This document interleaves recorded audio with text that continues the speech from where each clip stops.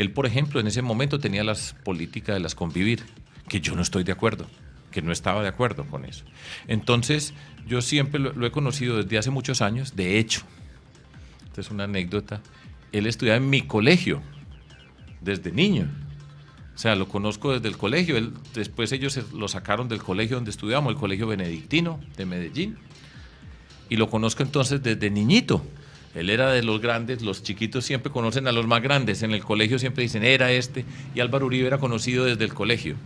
Yo lo conocía y con él he tenido siempre esa relación seria y respetuosa, discrepando de cosas, pero nunca lo he convertido en un objeto personal de discusión, sino de discusión alrededor de los temas y poder discrepar o no y aprender a tramitar las diferencias de una manera distinta. Entonces, yo lo he conocido en esa condición. Después, cuando yo fui alcalde de Medellín, que ganamos las elecciones, él era el presidente de la República.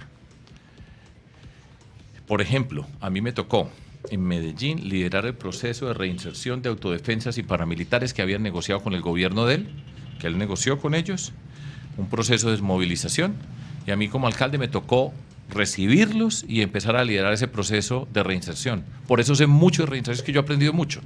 Esto no es charlando, ni es que me imagino, sino cómo se hace una reinserción. Yo estaba en desacuerdo con ese proceso, pero cuando llegamos al poder y era un proceso que ya se había determinado, dijimos, vamos a trabajar para que funcione bien.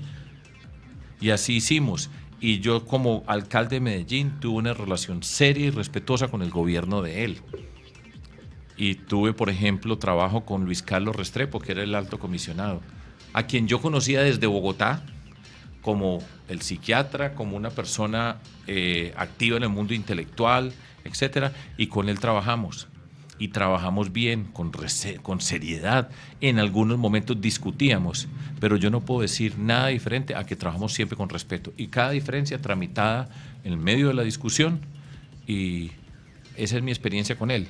Entiendo su papel polémico, lo que significa en nuestra sociedad, muchas personas que lo quieren, otras que no lo quieren, pero yo me he propuesto en la vida no dejar que sea el tema personal, convertir en tema personal algo que se tiene que tratar con seriedad, con respeto, con capaces de discrepar, y así se construye. Entonces, por eso yo dije, hace mucho tiempo dije, ni uribista ni antiuribista. Entonces me decía, entonces nada, usted sí es un flojo, a usted sí le falta lo que sabemos, a usted no tiene pantalón. Y dije, ¿quién dijo que en la vida yo tengo que ser o uribista o antiuribista? A mí no me quedan sino dos alternativas, o está con él o en contra de él. Eso es una forma miope de entender la vida, de entender que podemos discrepar, que podemos ser diferentes, pero quieren siempre encasillar usted con quién está o contra quién está, para poderlo definir a usted, porque no son capaces de definir por lo que nosotros somos, lo que representamos, lo que hacemos. Entonces, ese ha sido el tema con Álvaro Uribe desde hace muchos años. Y me he mantenido en ese terreno y no me pongo a insultarlo en privado ni en público. Yo hablo lo mismo en público que en privado y me he hecho ese propósito en la vida. Hay gente que dice, no, pues que usted sí es muy flojo entonces.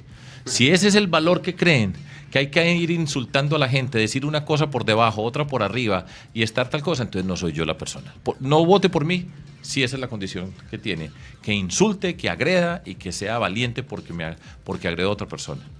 Yo vengo del mundo de la razón, de la construcción, y ese es el que soy yo, y soy un profesor, yo sé construir, eso es. Entonces, por ejemplo, perdón, Alfonso, ya que hablamos de Uribe, Santos, pues que Santos era el ministro de defensa de Álvaro Uribe, Santos fue ministro de César Gaviria, Santos era parte del grupo que querían tumbar a Samper, ¿se acuerda? Nosotros dos que ya estamos grandes, era del grupo que quería tumbar a Samper. Y hoy el hijo de Samper es el que maneja la política de tierras de Santos. Santos fue ministro de Pastrana, Santos fue ministro de Uribe, Santos participó en la conformación del partido La U, que era el del Uribe, en fin, todos esos. Y nosotros nos hemos mantenido serios, responsables por nuestro camino. Entonces, no soy santista, ni antisantista, ellos eran los mismos. A ver, pero, doctor Sergio, pero Santos en estos días, la semana pasada, cuando le preguntaron cómo veía pues las candidaturas presidenciales, usted está dentro de los seleccionados por el presidente de la República. Él dio una baraja que fueron Germán Vargas, dijo, de aquí no sale la presidencia de la República, Germán Vargas, Humberto de la Calle o Sergio Fajardo? Pues muy raro que el presidente esté diciendo eso. No lo Ese- dijo, ¿no se dio cuenta, doctor? Pues eso me dijeron y dije, no, me están mamando gacha. Perdón la expresión. No tengo nada que ver con el presidente Santos, pero igual trabajamos con él. Yo siendo gobernador de Antioquia, me tocó con él de ministro de Defensa cuando era el ministro de Álvaro Uribe. Es que aquí en este país se les olvidan las cosas, ¿cierto? Y se arman unas películas y unas cosas tremendas. Y con él fui igualmente serio y responsable. Le voy a decir una cosa. A mí el presidente Santos me ofreció en enero del año pasado que fuera ministro de su gobierno. Le dije, muchas gracias, es un honor que me consideren que yo puedo ser ministro de nuestro país, pero yo no pertenezco a su actividad política, seré respetuoso siempre. Estamos por el proceso de paz, pero yo no pertenezco allá ni queremos pertenecer. Nosotros somos una política cívica, independiente, que hemos venido recorriendo este camino. Seriedad y para trabajar, y con él trabajamos como gobernador. Yo trabajé con él seriamente. Claro. Y ese es el estilo nuestro, repito, ese es el que, por eso cuando hablamos de romper la polarización, yo no tengo la menor duda. Esto es feo, pues, es maluco decir esto, pero yo tengo las condiciones para romper esa polarización. ¿Por qué? Pues le he dado los ejemplos. A ver, doctor Fajardo, antes de hablar del Cauca, del proceso de paz, porque es que el Cauca es muy especial en una serie de situaciones, que es diferente a Antioquia, a Santander, a toda costa. Colombia. Y queremos conocer la opinión suya sobre algunos asuntos muy particulares del departamento del Cauca. Okay. Pero antes de entrar allí, a mí me gustaría saber usted qué opina de ese premio, ahora que estamos hablando de Santos, del premio de paz. Justo, bien, hay que celebrarlo. ¿Cómo lo vio? Sí, yo creo que nosotros tenemos que ser capaces de decir felicitaciones, presidente. ¿Qué me duele a mí decirle que felicitaciones? Se construyó un proceso de paz importante para nuestro país. Yo creo que tiene una cantidad de... Él particularmente tuvo una gran falla, que fue el liderazgo en el sentido de explicarnos y hacer la pedagogía de la paz para conducir este país.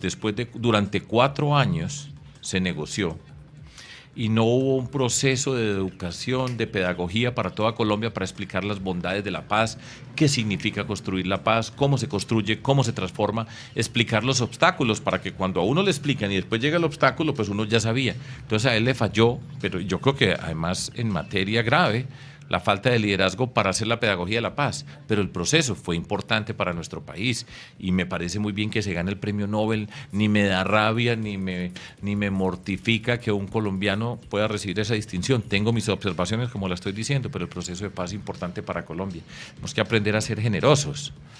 Generosos en el sentido de decir, se puede destacar. No me molesta para nada que le digan premio Nobel. Doctor Sergio Fajardo.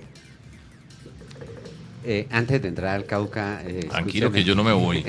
Yo no me voy sin hablar del Cauca. Hay dos asuntos que mortifican a la sociedad colombiana. Bueno, pero una pausa, Alfonso. Aquí no hay café, por ejemplo. Sí, buen café del Cauca, pues. Sí hay. Bueno, entonces, pues, a ver, que un cafecito, nada más, un cafecito aquí para compartir con usted esta conversación que está muy buena. Vea, doctor Fajardo, hay dos temas que mortifican a la sociedad colombiana. No, pues a la base, digo yo, ¿no? Sí. La pobreza, la miseria. Ahorita le explico el otro tema. Sobre la pobreza, la miseria, uno escucha al gobierno nacional, a los grandes empresarios, que usted está muy bien con los grandes empresarios, porque ganó un pulso entre todos los en la ANDI, fue declarado como el candidato. Bueno, esto de la pobreza, de la miseria, yo veo que los proyectos del Estado colombiano son macroeconómicos, son del gran desarrollo empresarial, hacen referencia a las multinacionales, a los tratados internacionales de comercio, al libre comercio, pero no se toca al pueblo, la base, el comerciante, el ciudadano, el campesino, no se tiene en cuenta. En esa es otra polarización, la de los grandes proyectando toda la economía para ellos y los de abajo sufriendo y viendo cómo circula todo por arriba. ¿Cuál es la propuesta suya, digamos, o qué le gustaría hacer si fuera el presidente de la República para que esa circunstancia no siguiera perviviendo? Pues mire, yo no creo que sea tan extremo como lo estás poniendo, ¿sí? Repito, yo no he sido del gobierno y entramos a la política porque no cabíamos en ninguno de esos partidos, porque nunca nos sentimos representados y no nos sentimos representados por los partidos políticos tradicionales como tantas personas en Colombia. Primera observación. Ahora, le voy a contestar de una de las maneras más sencillas, ¿sí? Porque es muy fácil hacer demagogia alrededor de este tema. Pero mi convicción personal, y yo le voy a contar esto, yo soy privilegiado de esta sociedad. ¿Qué quiere decir eso? Yo nací, por razón de nacer donde nací, tuve todas las oportunidades desde mi nacimiento. Una persona privilegiada. La gran mayoría de colombianos no tiene esas oportunidades. Mi convicción personal, que es la que después de todo me motiva a mí estar acá, porque las personas tenemos nuestras convicciones. Mi convicción personal es lo que aprendí desde muy pequeño. Desde muy pequeño aprendí que en Colombia, dependiendo de dónde nacía una persona, así eran las oportunidades que iba a tener en la vida. Y eso hace que sea una sociedad desigual e injusta.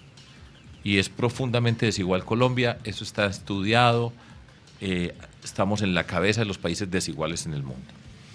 Y siempre me mortificó eso, que el origen social determinara qué podíamos ser, porque yo creo en la dignidad de las personas, yo creo que las personas tenemos unas capacidades que no dependen de la riqueza de nuestro hogar, sino de la condición de nosotros como seres humanos. Entonces, desde muy pequeño yo me propuse en la vida luchar para que lo que para mí fue un privilegio, esas oportunidades sean para todos. Y desde muy pequeño ya empecé a darme cuenta que la primera condición, por supuesto hay muchos factores que hay que intervenir, pero la primera condición es la educación, que la educación pública sea tal que cualquier persona, independientemente de dónde nace, tenga la posibilidad de educarse con las condiciones que tuve yo, que tuve una educación privada de élite. Esa es mi convicción, por eso estoy aquí sentado hoy. Y por eso yo creo que hay que luchar contra la pobreza, porque hay una componente muy grande de desigualdad, de injusticia en el sentido de una sociedad, que hay una cantidad de personas que la mayor desigualdad, la mayor injusticia es que teniendo talento y la capacidad no lo pueden desarrollar porque la sociedad no les permite. Todos tenemos nuestro camino, todos tenemos nuestra forma de ver la sociedad, esa es la mía, ¿cierto? Y creo profundamente en eso. Y esa es la forma primera para luchar contra las desigualdades que creo que existen. Naturalmente, también creo que hay muchas personas dentro de nuestra sociedad, y yo he sido gobernante, que tenemos que hacer un esfuerzo muy grande para llegar a ellas y acompañarlas para que tengan la posibilidad de llegar hasta un punto donde puedan caminar y desarrollarse como seres humanos para ser libres. Esa es mi convicción. Y yo creo que se puede hacer y se puede hacer. Es un proceso largo, por supuesto, no es que llegue yo de presidente y en 4 años, porque ahora el próximo presidente solamente son 4 años. La mayoría de Colombia ya no se acuerda que era un presidente de 4 años, sino todos de 8. Usted ya no puede llegar a ser los 8. No, porque quitaron la reelección. Una de esas contradicciones del presidente Santos, porque el presidente Santos dijo, es que a mí no me gusta la reelección, pero lo dijo fue después de que lo reeligieron. Eso es lo que se llama incoherencia, ¿cierto? Entonces hicieron cambiar la reelección, pero no importa, pues eso es una discusión. Entonces yo creo que esa es una forma, primero, de hablarle a la sociedad, de reivindicar la educación. Cuando estoy hablando de educación, ciencia, tecnología, innovación, emprendimiento y cultura, relacionarnos desde las capacidades, la dignidad de las personas y hacer el vehículo para transformarnos como sociedad y empezar a desarrollarnos y llegar desde esa perspectiva al sector rural, que es el más pobre de nuestro país. Ya estaremos cerca de hablar del Cauca, que tiene que ver con ese sector rural y la pobreza que hay en el sector rural del Cauca y de todo Colombia, y cómo llegamos nosotros con unas herramientas a transformar esa pobreza. Pero en todo esto siempre es importante señalar que nosotros no podemos llegar como han llegado los corruptos, porque la corrupción, lo que le ha quitado la corrupción en este país es una cifra que la gente no se imagina, porque además la corrupción es un robo muy particular. Déjeme, yo le explico este robo para que se entienda, porque hay gente que dice, pero no entendemos cómo votan por los mismos corruptos de siempre. Ustedes han oído esa expresión. Sí, claro. Pero vuelven y salen elegidos los corruptos. Lo que pasa es que es un robo distinto. El robo habitual es usted tiene una cámara de grabación, va caminando por una calle, llega alguien y le pone, lo enfrenta y le quita su cámara y se la lleva. Me robó algo. Yo ya lo tenía en mis manos, era mío, había hecho un esfuerzo por comprarlo, es una herramienta de mi trabajo. Me quitó, me violentó y me quitó. ¿Cómo es el robo? La corrupción. El robo, la corrupción no es que están construidos los edificios y que van y se los levantan, sino que lo que no permiten es que haya los edificios y que haya los lugares. Entonces la gente no se da cuenta que le han robado, porque no era algo que tuviera ya, que pudiera decir me lo quitaron, sino que le quitaron la posibilidad de tenerlo, y por eso es un robo diferente. Y por eso los corruptos tienen, y por ellos saben qué es lo que están haciendo, y por eso van repartiendo limosnas.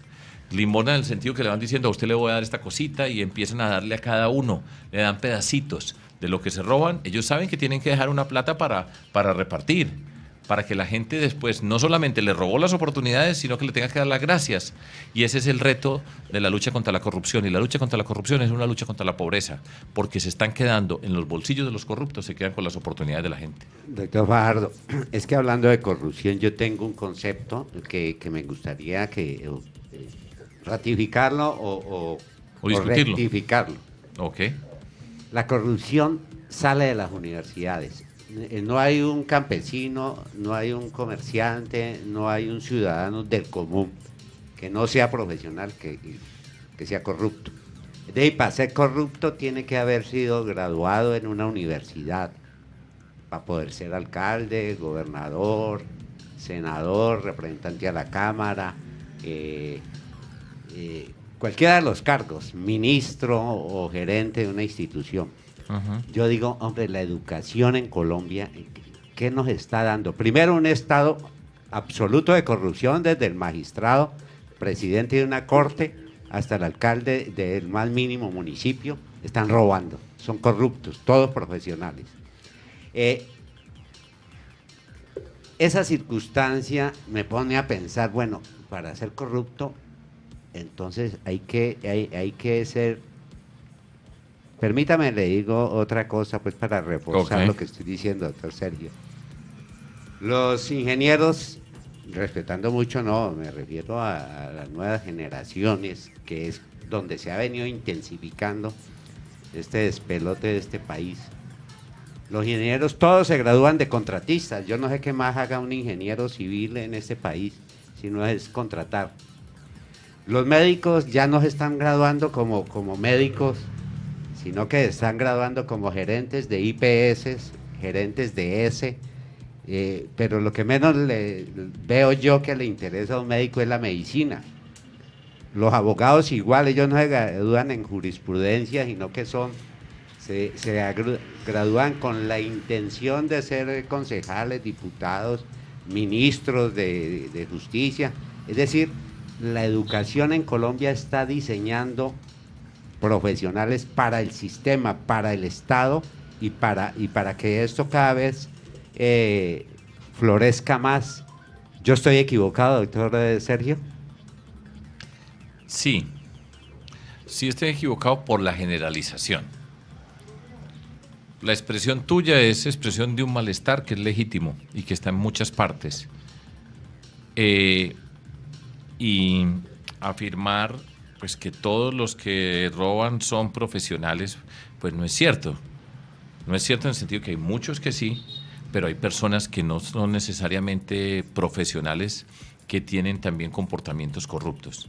Entonces estoy en desacuerdo con la generalización que estás haciendo, pero dentro de esa generalización hay una componente que es cierta, que expresa ese malestar que además se encuentra en muchas partes, de decir, personas privilegiadas en el sentido de que tuvieron una educación profesional para llegar al poder e hicieron del poder la riqueza personal, ¿cierto? Tuvieron la educación, el camino para llegar al poder y después lo convirtieron en su riqueza, es decir, en la corrupción que llena sus bolsillos. Ahora, yo creo que el problema no es que vayan a la universidad. Ahora hay una cobertura del 50% de la universidad. O sea, casi que la mitad dentro de un tiempo estuvo o no en la universidad. Lo que el problema aquí es un problema ético que no necesariamente arranca en la universidad, probablemente ya cuando llegaron a la universidad tenían unas bases éticas de entender su relación con las otras personas, con lo público de una manera diferente. Y no fue que en la universidad les enseñaron a robar, a ser corruptos, sino que hay una estructura en nuestra sociedad, porque acuérdate que uno aprende en la casa, aprende en la comunidad, aprende en el sistema escolar.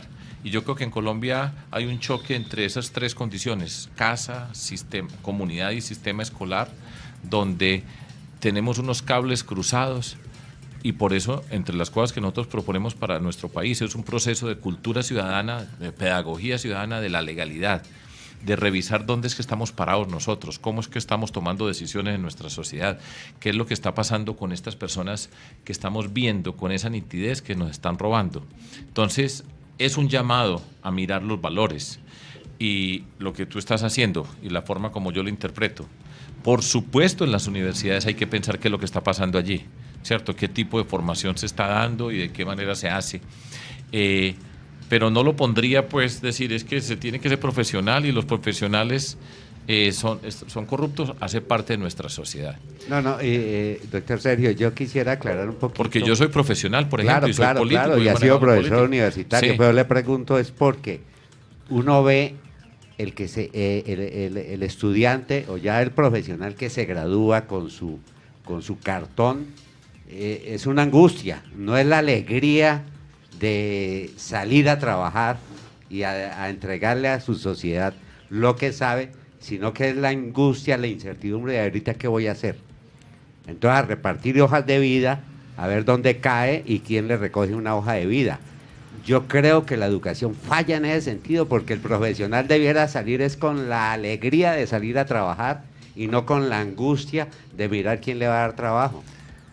De nuevo estoy parcialmente de acuerdo, y estoy de acuerdo en el sentido de la alegría de tener una capacidad que se adquiere a través del mundo de la educación, pero el mundo tuyo y el mundo tuyo y el mío son muy diferentes al que tienen ahora. Y yo, pues, ustedes miren dónde estamos. Ya voy a explicar con este ejemplo. Cuando nosotros terminamos la universidad, que éramos privilegiados ir a la universidad, en esa época, estoy hablando, yo entré a la universidad en 1973. Yo salí en el 74. Bueno, por eso. Muy poquitas personas estudiaban en la universidad. ¿Tú qué estudiaste? Yo estudié ingeniería. ¿Dónde? Yo estudié en la Universidad Militar, Bueno, Bogotá. privilegiado. Muy poquitas personas tenían... Yo fui ingeniero militar. Bueno, muy poquitas personas tenían esa formación. Y la formación nuestra en estos tiempos remotos, uno terminaba de estudiar y la mayoría de las personas pensaban, bueno, ahora voy a trabajar, quiero mandar hojas de vida para entrar a una empresa y eventualmente jubilarse 30 años después en esa empresa. Ese mundo que nos tocó en principio a nosotros, yo siempre iba por un camino alternativo, pero ese mundo que nos tocó a nosotros cambió las relaciones de trabajo, la capacidad de formar. Pues ustedes, ¿dónde estamos acá? Estamos en Proclama. ¿Y esto qué es? Una empresa. Este es un emprendimiento y lo crearon ustedes y lo creaste tú porque te atreviste a pensar de una manera diferente. Aquí no está como ingeniero militar, pero tuvo una formación y está creando y se inventó una forma de ser parte del mundo del siglo XXI.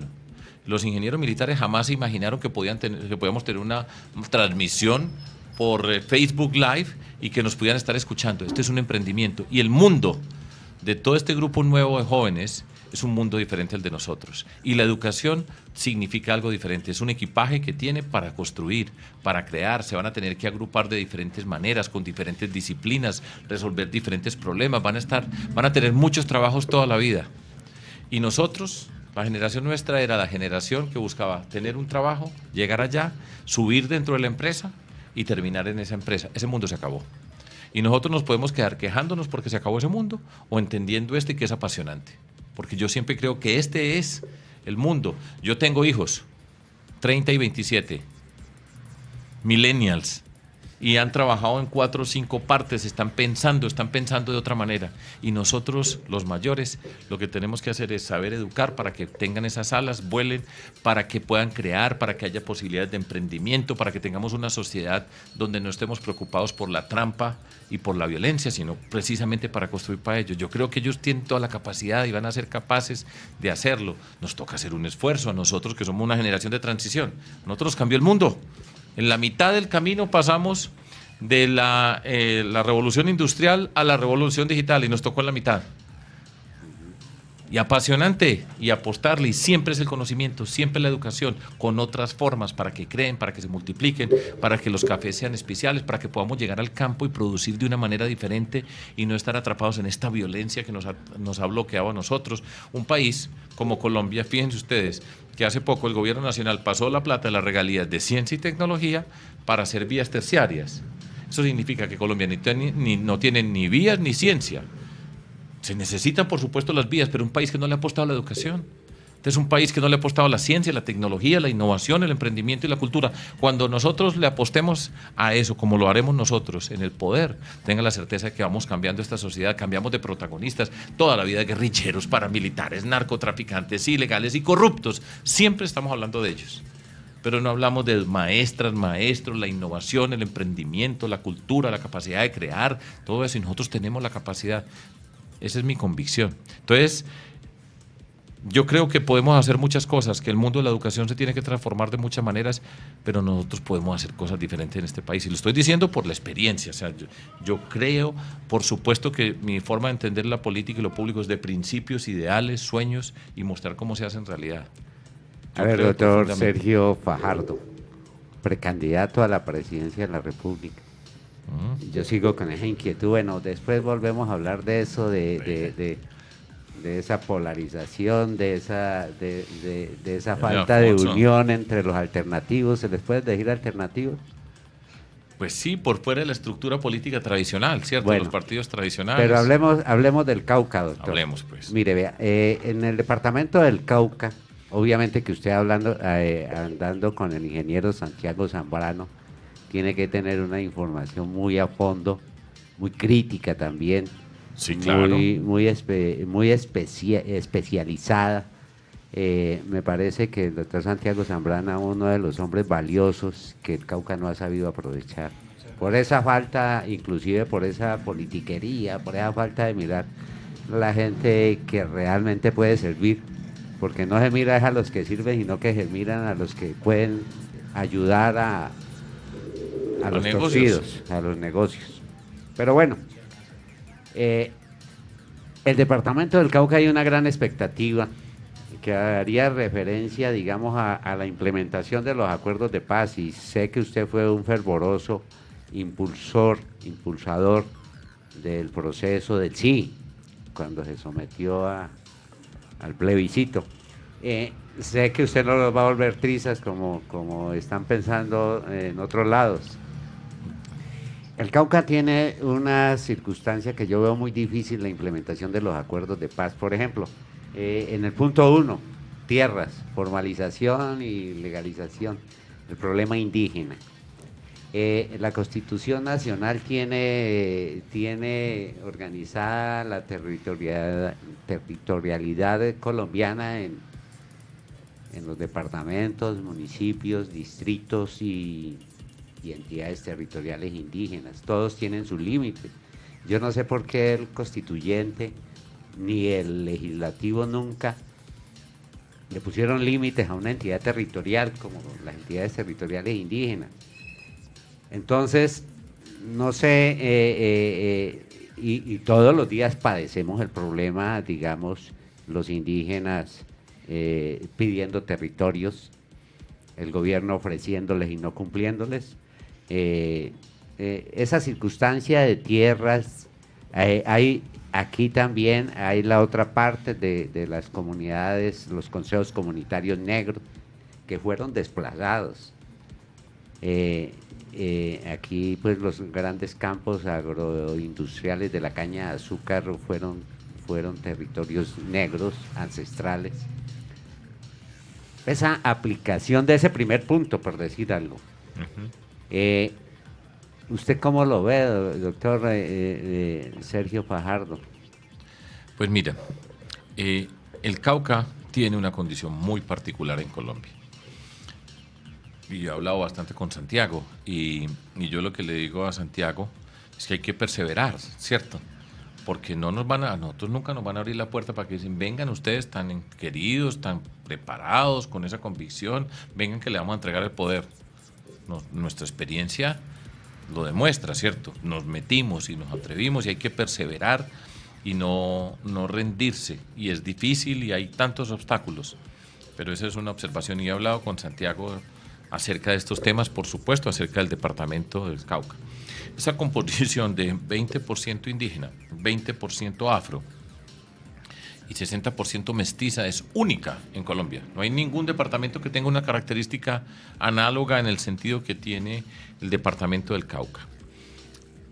Yo creo, y esto es fruto de la conversación con Santiago, decía, y le preguntaba yo a él, para usted, ¿cuál sería el tema más importante para el Cauca? Y él decía, la reconciliación en el Cauca y ser capaces de sentarnos, vamos a resolver este problema, ¿cierto? Porque tenemos que saber exactamente cuáles son las condiciones de cada una de las comunidades, tomar unas decisiones claras acerca de cuáles son los territorios, de qué manera están constituidos esos territorios y ser capaces de estar juntos en este territorio. Yo he oído personas, y lo entiendo perfectamente, que hablan de la diversidad y la riqueza de la diversidad y la multietnia, pero si no hay un proyecto que los permita unirse, que se sienten a discutir las disputas que hay, a tomar unas decisiones acerca de cuáles son los territorios, cuáles son las condiciones, cuál es el sentido de la propiedad en cada uno de esos territorios, pues siempre será un lugar de confrontación y de malestar, como te estás señalando. Y ahí entonces no habrá posibilidad de hacer una apuesta conjunta por el desarrollo del departamento del Cauca, que tiene una gran cantidad de posibilidades en lo que es el mundo en este momento. La riqueza ambiental del Cauca es extraordinaria. La capacidad que tiene este territorio para diferentes productos del mundo agrícola, del mundo agropecuario, que tienen la capacidad para tener desde los pequeños productores hasta el desarrollo agroindustrial, que se pueden encadenar con educación, con ciencia, con toda esta cantidad de conocimientos que hay ahora. Sería un proyecto productivo para esta región extraordinario. Pero si no tienen, y eso es parte, como gobierno nacional, yo tendría toda la vocación para decir, vamos a sentarnos a arreglar estas discusiones, quiénes participan, cómo, cuáles son los puntos que hay detrás de todo esto, porque lo que peor termina siendo es lo que acabas de describir, que ha sido recurrente con el gobierno, que hay un conflicto en una parte, va el conflicto, entonces a quien protesta algo le van a dar, se firma algo, no se cumple y ya después la próxima protesta pues trae el malestar porque no se cumplió y se añadan nuevas condiciones. Entonces tenemos que ser capaces y el Cauca tiene que ser capaz de sentarse para reconciliarse en el sentido de que se pueda mirar dónde están las comunidades, cuáles son los territorios, aclararlo con rigor, hacer una discusión seria sobre todo eso para que se pueda avanzar. Si no, siempre estará débil, frágil, con malestares y se queda empantanado el Cauca. Otro punto del acuerdo de paz es drogas ilícitas, cultivos aquí, que han venido creciendo. A medida que se van discutiendo los acuerdos de paz, fueron creciendo los cultivos. La gente vive, pueblos enteros viven de eso, doctor. Pueblos enteros, Argelia, Balboa, Toribío, Corinto, viven de eso, de los cultivos ilícitos. La sustitución, cumplir ese punto en el Cauca, requiere cambiar toda una economía histórica. Yo no veo, digamos, en la lectura del acuerdo cómo se va a implementar ya con el señor dueño de los cultivos. Las familias, los grupos, son muchos. ¿Cómo lo ve? Yo entiendo. Y mire, una forma para que tengamos claro qué es lo que ha pasado. Se negociaron 4 años, 300 páginas, acuerdos. Hoy, Esos acuerdos están en el Congreso de la República y tienen que pasar de acuerdos a leyes. Son expresiones generales las que están en los acuerdos. Vamos a trabajar por el desarrollo rural para tales y tales cosas. Después tienen que convertir todo lo que acordaron en leyes. En este momento estamos pasando un momento crítico, crucial de los acuerdos de paz y es lo que está pasando en el Congreso de la República. Hoy, sí, para que no se nos... Porque mucha gente está perdiendo de vista y me preguntan a mí, ¿y usted es presidente, cambia los acuerdos? Le dije, es que eso no es tan sencillo como que yo diga, llegué a cambiar acuerdos. Es que ahora se convierten en leyes. Por ejemplo, ahora en septiembre quedará escogida la Jurisdicción Especial para la Paz, los magistrados que van a ser parte de esa jurisdicción, los que van a tener la responsabilidad más grande, creo yo, en la historia reciente de Colombia van a ser esas personas, porque van a tener que discutir problemas de tierras, de condenas de personas que cometieron crímenes en el contexto de la guerra, la verdad, en fin, un montón de cosas. Esas personas tienen en sus manos todo ese andamiaje de la justicia de transicional, que es la justicia que aparece cuando hay un acuerdo de esta naturaleza. Y si nos escogen unos, como esos corruptos que quedaron señalados la semana pasada, presidente de la Corte Suprema de Justicia, ¿quién se le ocurre? Recuerden que estamos en el Cauca, esta es una tierra que tiene esa tradición histórica, la riqueza de la justicia. Imagínense eso, si escogen personas mal, este país queda en un lío muy grande. Ya después que pasa esto a las leyes, hay que pasar al territorio. Fíjese, acuerdos en La Habana, 300 páginas, leyes en el Capitolio y después de esas leyes al territorio. Y en el territorio, entonces, todo lo que se ha hablado tiene que ver qué instituciones crearon. Entonces, ya el gobierno está hablando de los planes de desarrollo con enfoque territorial y cómo vamos a llegar a los territorios. Y ya se está, de acuerdo al gobierno, avanzando en la sustitución de cultivos. Recuerde que este gobierno dijo que en un año erradicaba 100.000 hectáreas. Yo creo, a mí me da mucha pena, ojalá que fuera cierto. Y ojalá que yo tuviera que decir, me equivoqué. Pero uno oye eso diciendo, saben que no lo van a hacer y lo dicen, que es lo que pasa en tantas negociaciones, que prometen una cantidad de cosas, le firman cualquier cosa con tal de salir y después sabemos que no se va a cumplir y eso genera malestar y más problema. Entonces, en eso estamos. Parte a quien llegue a gobernar, yo espero gobernar a Colombia a partir del 7 de agosto del 2018, tiene que saber qué significa llegar a una vereda. ¿Qué significa una comunidad? Porque es que hay mucha gente que habla de eso sin tener ni la más mínima idea. ¿Qué es una vereda y qué significa gobernar y qué significa tomar decisiones? Entonces va a ser el arte de gobernar, de ser capaz de involucrar a las comunidades en la participación. Y nosotros tenemos que avanzar en la sustitución de cultivos, que es un problema de mucho tiempo, sí, pero si no empezamos hoy a resolverlo, nunca lo vamos a resolver, porque nos vamos a quedar paralizados diciendo es que esto lleva mucho tiempo. Entonces nos morimos con ese problema. No, el problema empieza en la solución hoy. Yo creo que se puede hacer. Va a ser complicado. El tema de las tierras es una discusión bien grande, pero por eso estamos para sentarnos, para ir avanzando. Pero va a ser el arte de saber llegar a un territorio, saber priorizar, saber cuál es el paso 1, cuál es el paso 2, cuál es el paso 3, saber hablar de pasos, porque aquí en general en Colombia estamos hablando de una cantidad de cosas, se promete de todo, pero usted le pregunta de si cómo hace, pues lo primero que haría es, ¿qué es lo primero para hacer? Para eso sirven las matemáticas. Para decir, ordenémonos, miremos el problema, entendamos las dificultades y vamos resolviendo el problema paso por paso.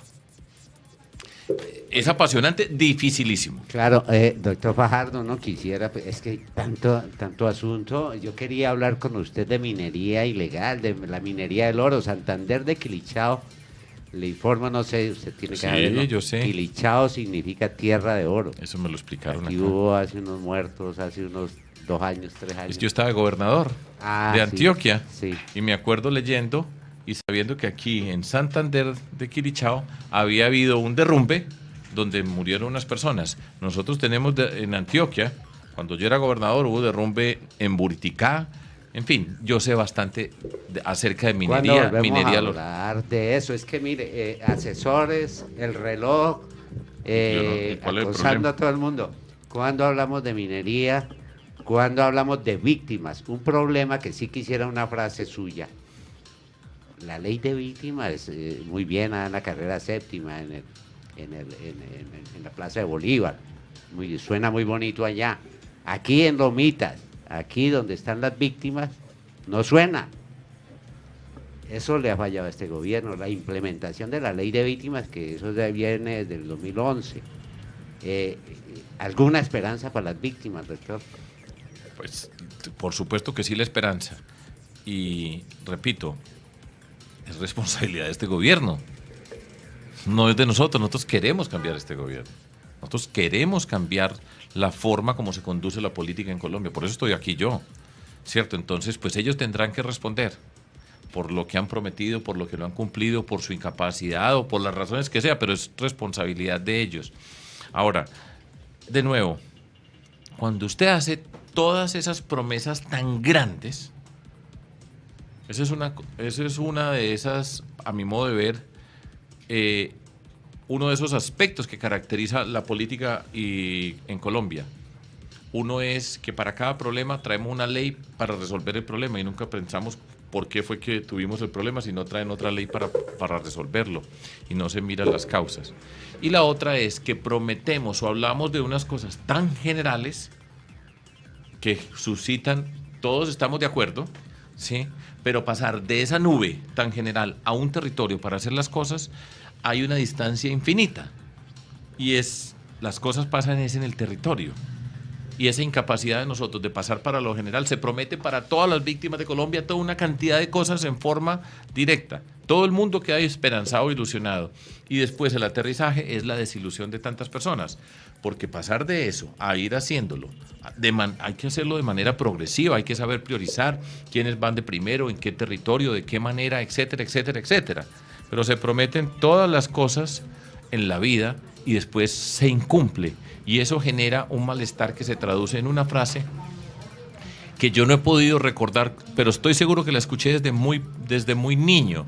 Es esta frase que no se me olvida. A mí hay unas cosas que no se me olvidan en la vida. Todos son iguales, prometen y no cumplen. Todos son ladrones. Yo no creo que esa frase sea cierta, pero casi. ¿Y por qué es esa frase? Por lo que estamos diciendo. Prometen y prometen. Nada más fácil que llegar a cada lugar. Usted le dicen antes de llegar al lugar, le dice, necesitan esto, esto, esto y esto, estas 4 cosas. Llega el político y le dice, yo voy a resolver esto, esto, esto y esto. Se consigue sus agentes para conseguir los votos.